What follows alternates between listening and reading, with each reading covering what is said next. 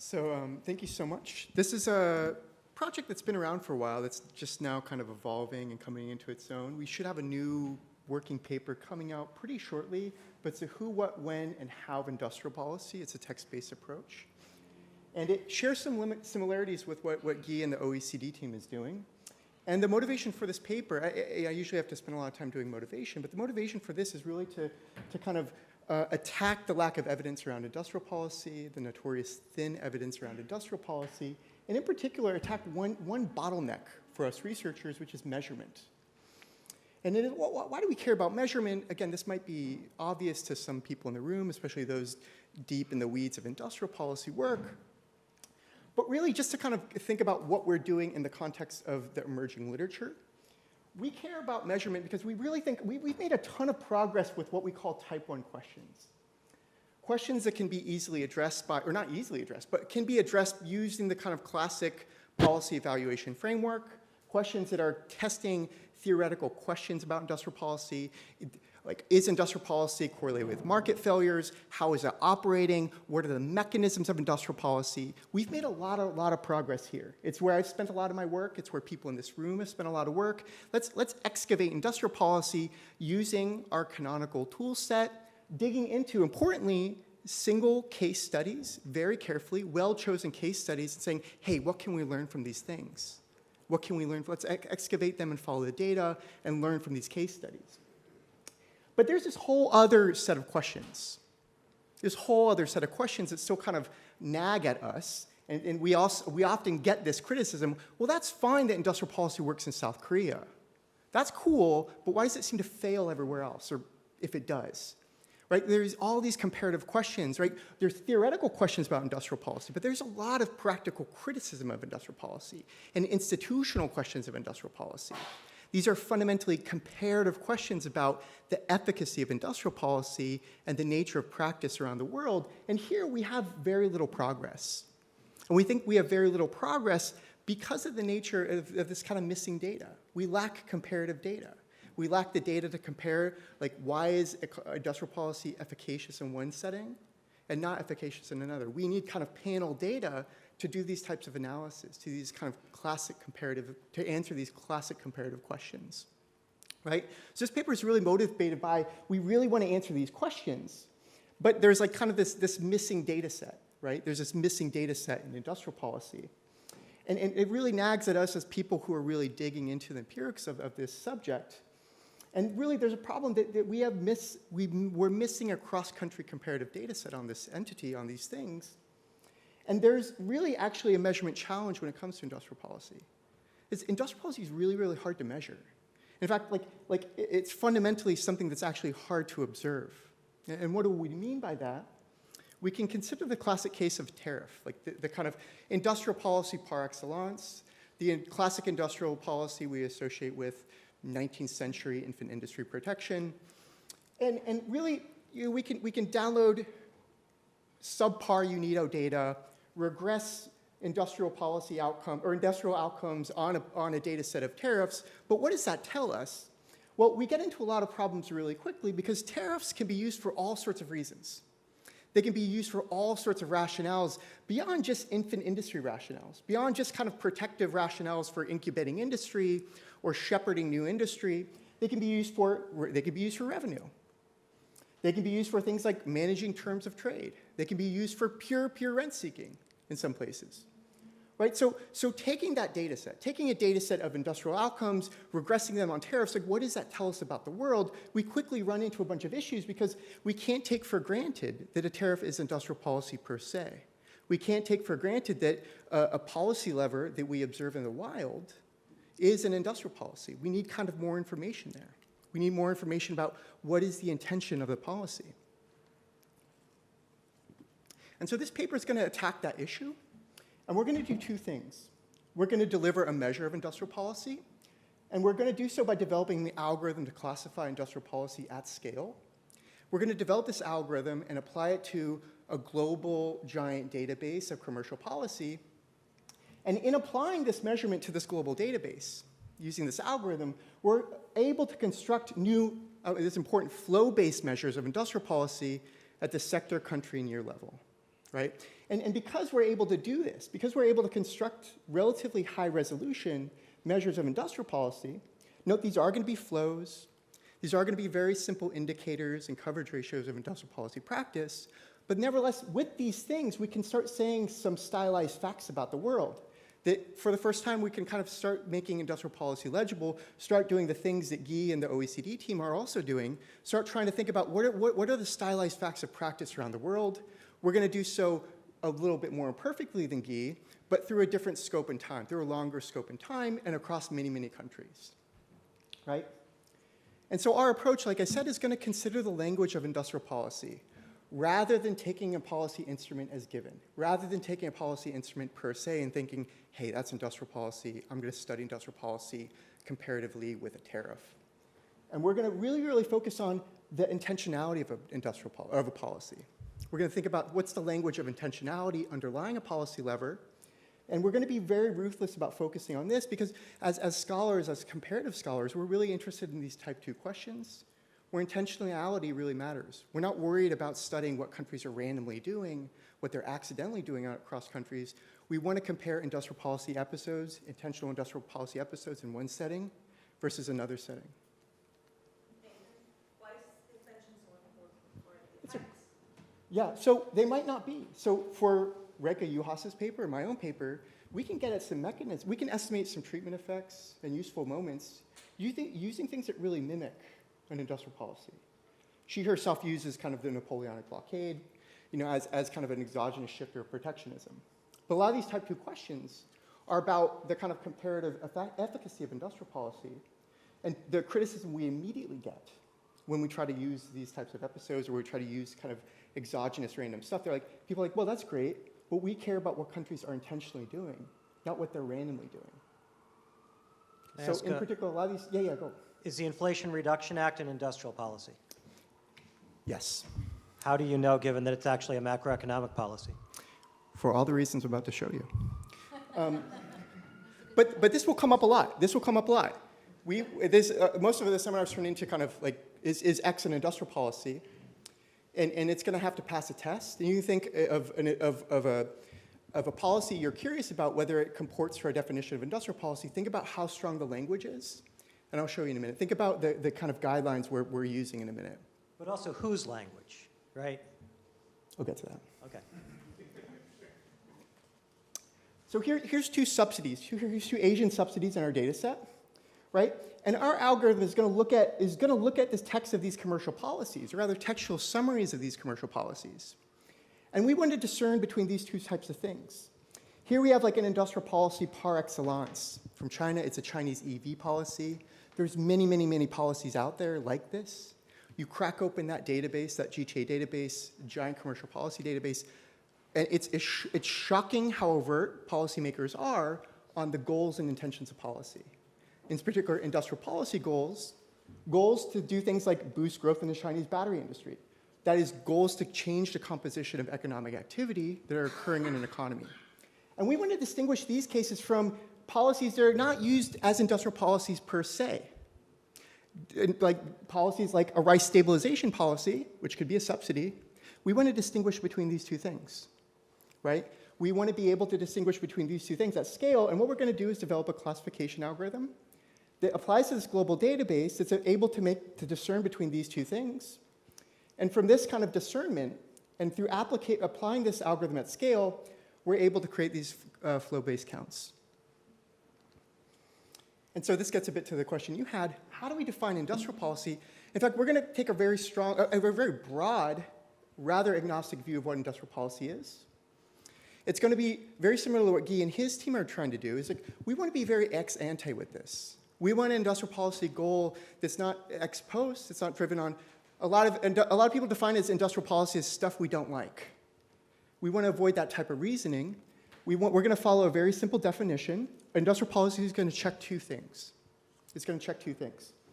We're going to first focus on things at the national level. That's for the sake of simplicity for this study. And we're going to focus on a stated goal of a policy. We want a policy that is done at the national level, but has a goal that we call an industrial policy goal. The goal is to change the activity, the economic activity, intentionally within a national economy. right? You might do that through a number of ways. You might do that through horizontal policy, through vertical policy, through different types of levers. We're agnostic as to that. We want to see an intentionality or a goal that's doing exactly this. And if an industrial policy satisfies these two things, or if a policy, commercial policy, satisfies these two things, we're going to think of it as industrial policy. Right? So we're omitting, for the simplicity of this study, place-based policy. And by the way, this definition is not ours. We're hacks. We're stealing from like the USITC, his colleagues' earlier studies. We're using a very kind of legalistic definition of industrial policy, and we're going to operationalize this algorithmically. And so let's think about how we're going to operationalize this, what the data is that we're taking this to.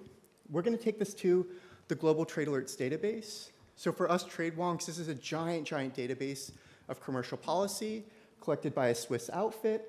And really the remit of this data set is to, and this database, is to kind of monitor any global commercial policy that's discriminatory in any dimension.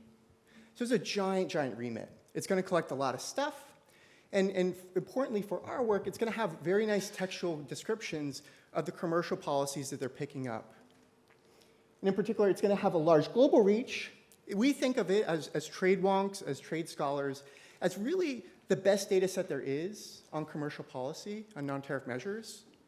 The WTO's isn't as good. The WTO inventories aren't as good. UNCTAD's data isn't as good. For the data walks out there, that might be, you might already be aware of this, but really this is the best non-tariff measure data set we have. And we're going to mine this. And it's going to be, really, it's going to cover 2009 through 2022. Actually, we have 2023 now. And it's going to use valid, credible policy announcements. So it's going to use credible things that seem not just people just saying random stuff, things that seem somewhat legitimate. It's going to pass a legitimacy filter. And it's really well suited for measuring industrial policy because, again, it has a large scope. But importantly, for our use case, it has very short policy summaries in English, in a standard language, regardless of the origin of that industrial or of that commercial policy. So how do we classify industrial policy? What's the process? Yeah. So if you had going back to Rick's question, for instance, you invest a lot of money on metrology, or you invest on innovation programs open to all sectors. This wouldn't count as industrial policy. Think about that policy, whether it has strong enough language that satisfies these two things. Is it a national policy? That's just us being trivial. But say the second part. So repeat the criteria you were interested in. Say the second one, which is an innovation program, subsidies of innovation open to all sectors. Not necessarily to change the composition of economic activity. You always want to change it, but if there's some specificity to it, if it's an R&D policy, it might be de facto an R&D policy because we think of R&D as having specificity to it. There's a paper here earlier that showed the kind of industrial specificity. You can codify that with industrial codes. It's a type of economic activity. We think of it as having specificity that is beyond more precise than merely a macroeconomic policy. But again, think about this. Does a policy comport with these two things? Is it at a national level? And is its language strong enough? Are its goals strong enough? Does it have the intention that's stated that it's going to change stuff, change the nature of economic activity within an economy? And how strong might that language be? Can I follow up on that?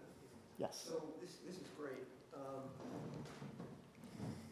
So that means that a focus of a policy on strengthening the competitiveness of a certain sector's firms would count because that would alter, although it might not say we're going to give direct subsidies or whatever it might be, but if it strengthens firms in a sector, by definition, by your definition, it alters the, okay. Yeah, Great. It has a goal. Yeah. Yeah, I guess I had sort of a related question, or maybe the opposite question, which is, what about situations where politicians might kind of couch a policy in this language because it sounds kind of nice, but they might have like other types of political goals in doing this? Is that like something you want to incorporate? Is it something you don't want to incorporate? How do you think about yes those? And no. So two things to that, and that's like, and we're cynical people. We are political economy people, and so the first thing, alarm bells are going off in public choice folks' heads. Well, what if they're just posturing? Well, one thing is like so. First things first is like, in order to discern whether something's cheap talk or not, we have to measure it at first, right? So you need that measurement in the first case. But then we also get into this sticky thing where policy, like, I talk to a macro person, and they say, a policy announcement is a policy. It's forward guidance. It's changing beliefs of investors. And so you also get into that murky territory where one might have to adjudicate that type of stuff. But the political economy issue is something we want to do downstream from this. But that's exactly the type of stuff we're interested in. So what we want to do is, with this data set, we want to function. I think there's a follow-up here. Yeah. Yeah. Is it a way, are you thinking about delineating consumption versus production subsidies, changing the structure of consumption versus the changing structure of production? Yeah, there can be consumption side policies that are industrial policies. If the language if the language satisfies these two things, you can have consumption side policies, demand side policies that very much have an overt industrial policy angle to it. I guess my follow-up to that would be like, is that delineation important or useful? Like, a lot of these are edge cases. A lot of things that appear in this data, the vast majority of them are going to be things that, like, you read it and you're like, yeah, that's industrial policy. Yeah. And we want a classifier. We want a function, just to kind of get high level with what we're doing. I can't get into the machine learning details, but let's get very high level and kind of illustrate what we're doing. We want a function that takes this text, right, and maps to a prediction, a binary prediction, for simplicity, a binary prediction. Industrial policy or not, we want a function that's able to take that text and give us that type of output, right? And so this is a very, very simplified workflow of what we do. We do something much more complex, but this kind of delivers the main idea of what we do, right? We're going to annotate that data. In order to get that function, we're going to use these 4 steps. Our poor graduate students who had the misfortune of taking our development class and our trade class, they're RAs. They're going to be given a rubric, a very simple definition, that parsimonious ex ante definition, and they're going to code industrial policy or not, just following a very, very parsimonious set of rules. Right? And so we get a subsample of about 4,000 examples of industrial policy with a very simple tie-breaking rule, social choice rule, that aggregates, like, it's a voting rule. We have 5 people coding every single industrial policy. And so we get an annotated subsample of data. We transform that data into a numeric representation of text. Let's abstract that away. That text can be turned into data. I think that's not controversial to say. We pre-process it. And we're going to train a model. We're going to fit a model on that annotated subsample of data that are poor RAs annotated. And we're going to get an F-hat. And that F-hat, you can think of fitting a logistic regression on that data. But we do a couple things too. We also fit an LLM model. But just for kind of making it clear what we're doing, think of a logistic regression fit on this type of annotated subset of data, right? And then by taking that trained model and applying it to that GTA data set, about 50,000 observations, we're able to then go through industrial policy not, industrial policy not, industrial policy not, and create counts or coverage ratios at the sector, country, year level. And by sector, I mean HS code 6 or so. So relatively detailed. And so again, in practice, we're going to use 2 classifiers. We use a simple binary logistic regression that we're all aware of, we've all seen. And we use the kind of, it used to be painful to present BERT, but now we kind of know what people have more or less an intuition of what a large language model is. And really the performance is pretty well. First off, I want to say that students really agree pretty quickly on what industrial policy is, using a very simple definition. Yeah? You said there's like an English language summary that you're using if it's a foreign language.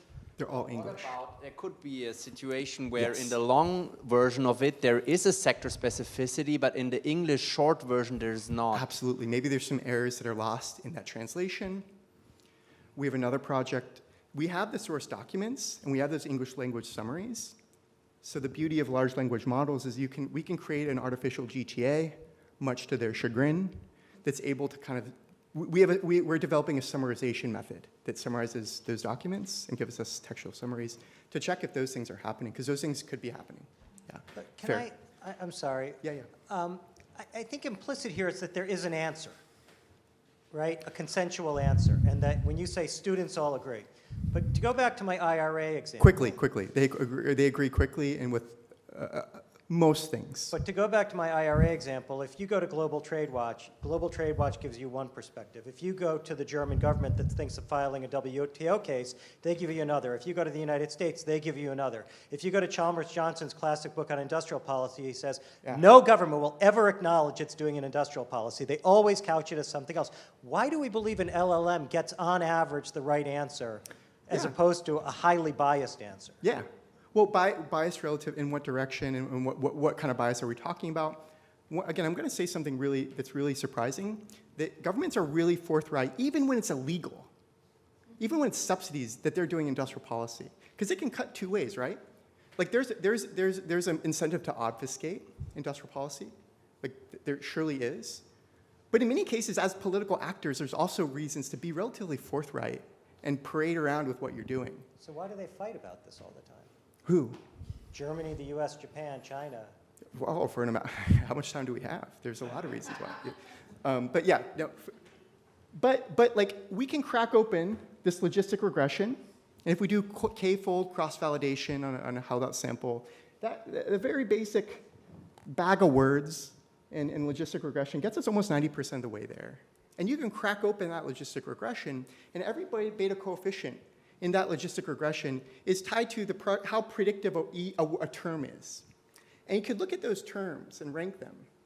And you see that the terms that show up seem pretty face valid. So I can't prove validity. But we can crack open the model and say, hey, the things that it's using that's being fed into this model that are positively loading industrial policy seem reasonable. Like growing, changing, active measures or something. The language is very, very pretty face valid to us. We can also go through and do a bunch of validity exercises as well. Are we picking up things that make sense? Are we picking up industrial policy episodes that we hope we're picking up? It's shocking how much we pick up around the world. Yeah. I'm going to be the one nerd that is actually interested in the methodology here. I was wondering, how would you detect false positives? Did you ever do a check on what the students coded and whether it corresponds to what you would code? Did you have like an inter-rater reliability in your case as well? Oh yes. We have intercoder. We have an intercoder reliability section in our technical appendix, and we can also we can talk about that for sure. Okay. Yeah, it comes up a lot.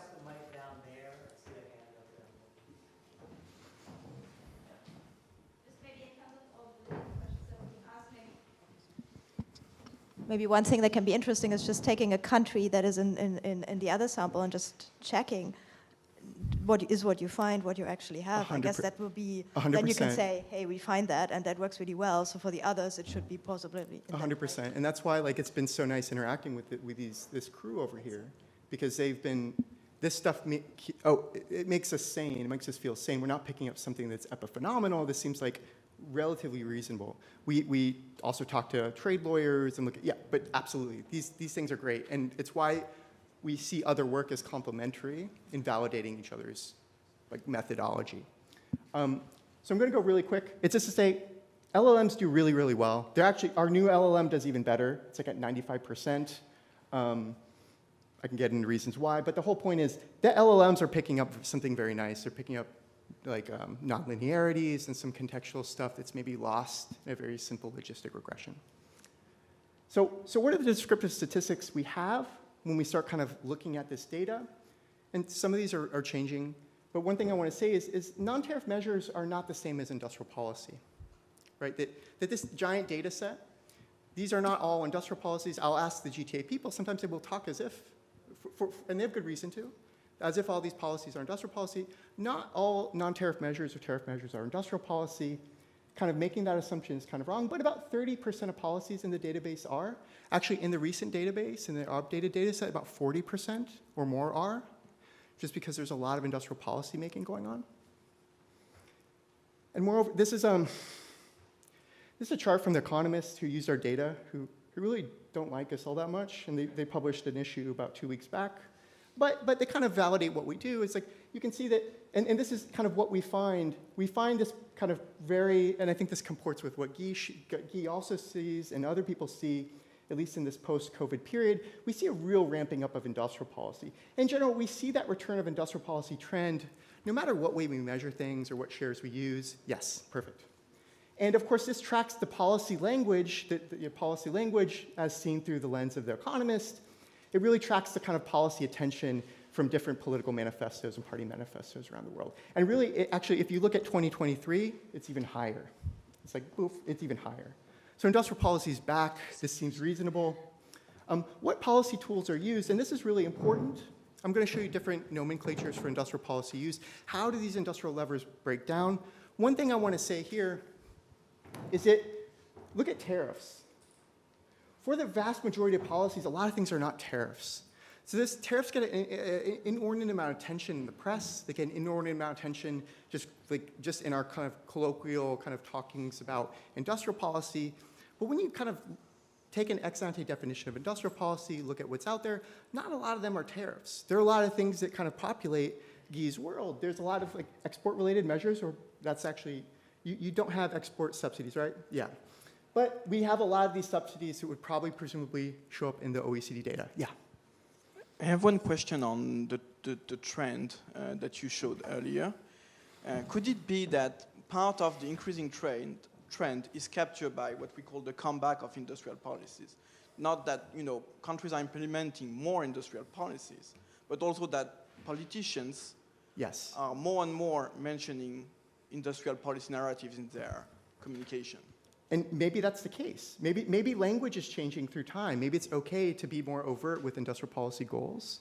So that's something we haven't looked at. Maybe the nature of language and the way people articulate policy is changing. One thing I want to say is this isn't the result of countries just doing more stuff post-global financial crisis.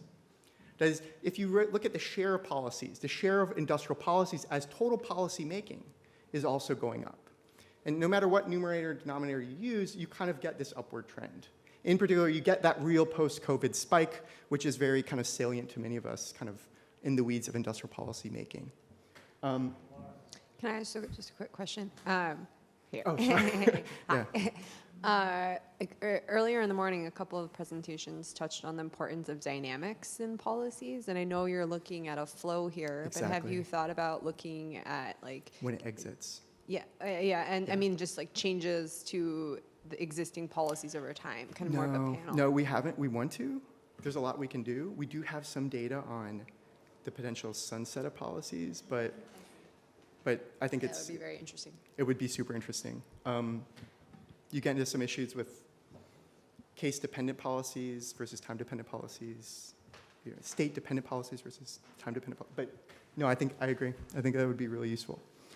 Also, so there's some similarities in the industrial policies used across different types of countries, right? There's state loans and trade finance and financial. Like industrial policy, by the way, is a very financial thing now, right? In this kind of globalized world, industrial policy is inordinately outward-facing.